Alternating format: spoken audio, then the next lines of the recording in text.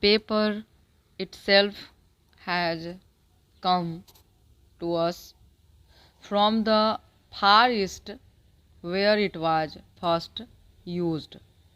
But the word paper has come down to us from the Near East, and different forms of the word are found in several languages. Paper is certainly one of the most common things in the modern world. Every day, masses of it are used. Every day, masses of it are burnt. And every day, masses more of it are made and supplied to the waiting people of the world. People always want paper, and the manufacturer of it need not fear that the demand for his product will fall off. Without paper, our modern life would, at least for a time, come to a complete stop.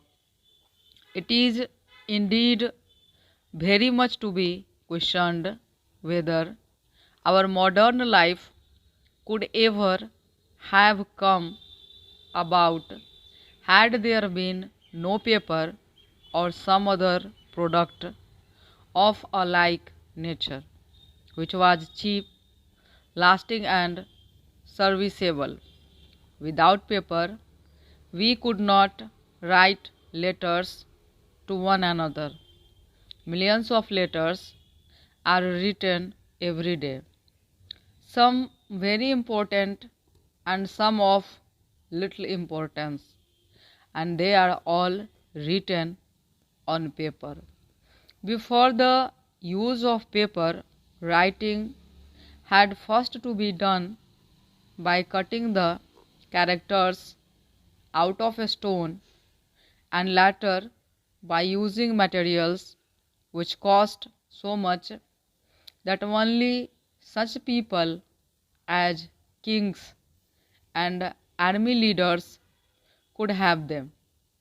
The common people could not write, and it would have been useless had they been able to write, because there would have been nothing on which to write.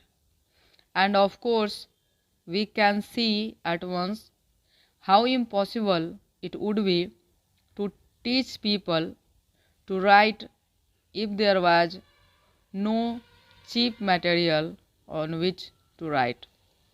Today, we in this country all go to school as children, and there we learn to write and to read.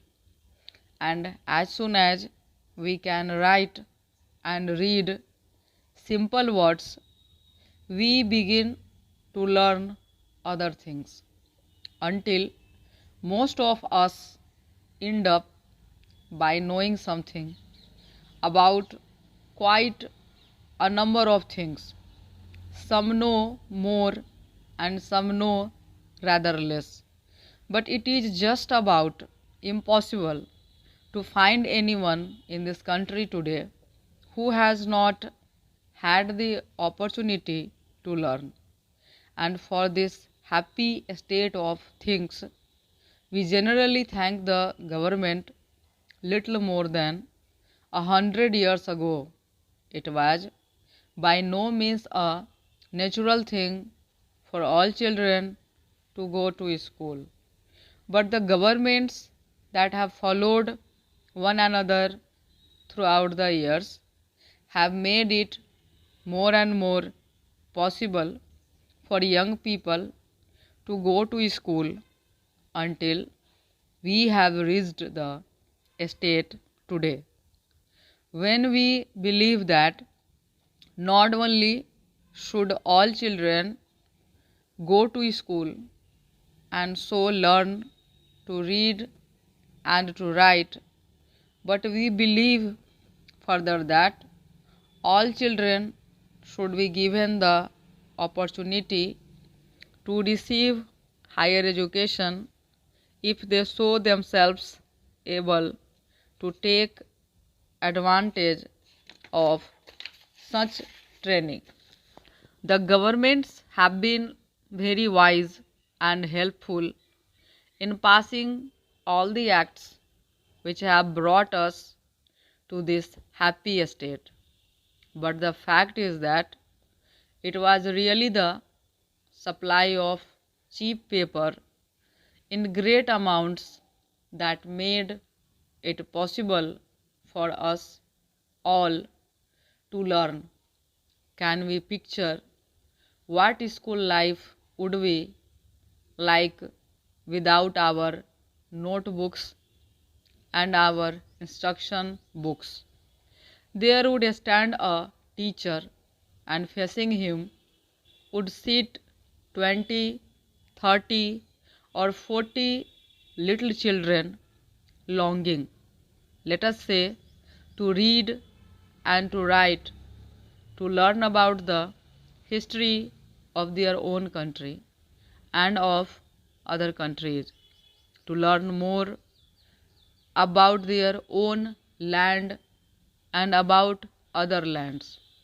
But the teacher has no books because he has no paper, and the children have nothing on which they can write and then take away their work and learn it.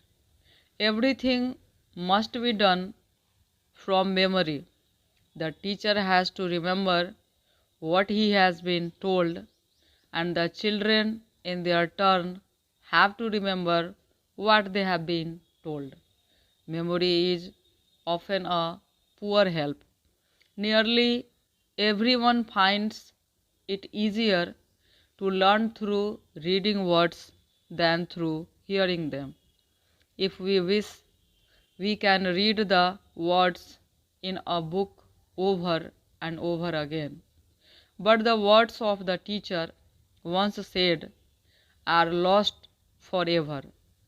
We can, of course, ask him to say them over again, but the time taken to learn wholly in this way would be so great that the children would end up by knowing very little in most cases. Learning became general when books became general. While books were the property of the few, learning was also the property of the few. Now books may be had for the asking, and learning too may be had for the asking. It is only our personal qualities that limit the field of our knowledge. Stop.